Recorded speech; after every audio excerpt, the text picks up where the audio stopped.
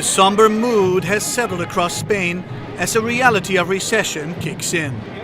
I see a dark future. A lot of things have to change if we want to go back to the way we were living before. I don't see it happening. Since the turn of the century, Spain enjoyed a boom, fueled in part by a rapidly growing construction industry that at one point accounted for 16% of GDP. But over-reliance on the sector left Spain seriously exposed when the crisis hit. This boom masked an underlying structural weakness in the economy, which is basically that the productivity hasn't been growing for 10 or 15 years. So you had an economy that looked like it was doing really very well, but the underlying issues weren't improving. For a long time, Spain was the biggest miracle in the European Union. Everybody was saying, well, Spain is the best country, it is performing so well, better than countries like Germany or France. The problem was that it was not real growth. At its peak, the industry employed an estimated 13% of the workforce. Now, as building sites fall silent, unemployment is a huge issue in Spain. I can only tell you about what bothers me, and at this very moment, unemployment affects me a lot.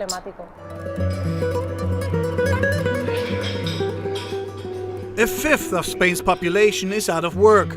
For the under-25s, this figure rises to 43%. Unemployment is also a problem. Daniel Rojas has been forced to settle for a low-paying traineeship. His girlfriend Andrea is unemployed.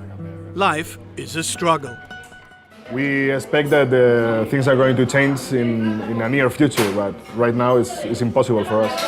We cannot afford to pay not a mortgage, not to rent a house. We cannot afford it. It's a serious problem for individuals and the country itself. Skilled workers are leaving the country, exacerbating Spain's decline. Telecom engineer Elena Casas, for example, is now looking for a job in Germany. Here, in case you find something, you are offered short-term projects, which usually last months, and then you are on the street again. The companies I had a look at in Germany offer medium to long-term projects, and we are talking about 2 or 3 years at least, which give you a chance to stabilize yourself, gain experience, and then go back to your country having something consistent. Economists also believe the education system in Spain doesn't help. People are not getting educated for what the economy wants. We don't have an apprenticeship system as you have in Germany. So it is very worrying. Though people are a bit depressed for the present, I am depressed for the future. The Spanish labor market is also extremely inflexible. It's virtually impossible to fire permanent staff, making employers very reluctant to hire, hampering the small businesses that could kickstart the economy. Nestor Sanchez owns a graphic design company in Barcelona and would like to take on 2 more people, but cannot because of restrictive regulations. If suddenly you don't have work to do, it's not the same to carry out a redundancy plan in a big company as in a small one. That issue remains to be addressed, but elsewhere the government is taking action. Public spending has been reduced by nearly 8%. $9 billion of investment spending has been slashed, and civil servants' pay cut by 5%. The country also raised the retirement age from 65 to 67. Austerity measures that prompted protests on the streets of Madrid. My personal situation isn't bad, but the situation of my daughter will be difficult. She's going to have to develop herself, to study like mad, and yet she has no present and no future. Despite the reforms, Moody's downgraded Spanish debt to AA2 in March. It's clear much more is needed to stop Spain following Portugal, Ireland, Greece, the so-called pigs, in getting a bailout from the EU and IMF. If that happens, the consequences would be disastrous. Europe's 5th and the world's 12th largest economy is the size of the other 3 pigs combined. It is difficult to think about a bailout in Spain because, in a way, Spain is too big to fail. It's a country that if it fails in the next few months, it could really jeopardize the euro itself. Yet the situation is not entirely bleak.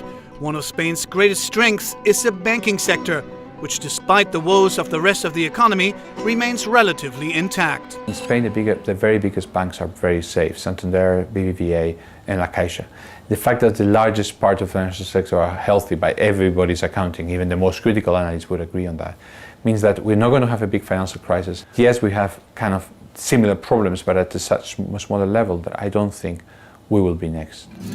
The more likely outcome, and in many ways a more challenging one for the country itself, is a real possibility of a lost decade. What I see is not good. I see stagnation, long period of stagnation. I see a Japanese labyrinth and besides with a very, very impoverished economy and very peripheral position in Europe.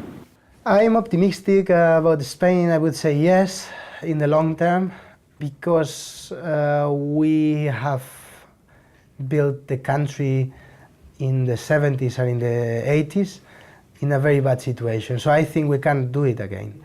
But I think it's going to take, I don't know, maybe almost a decade.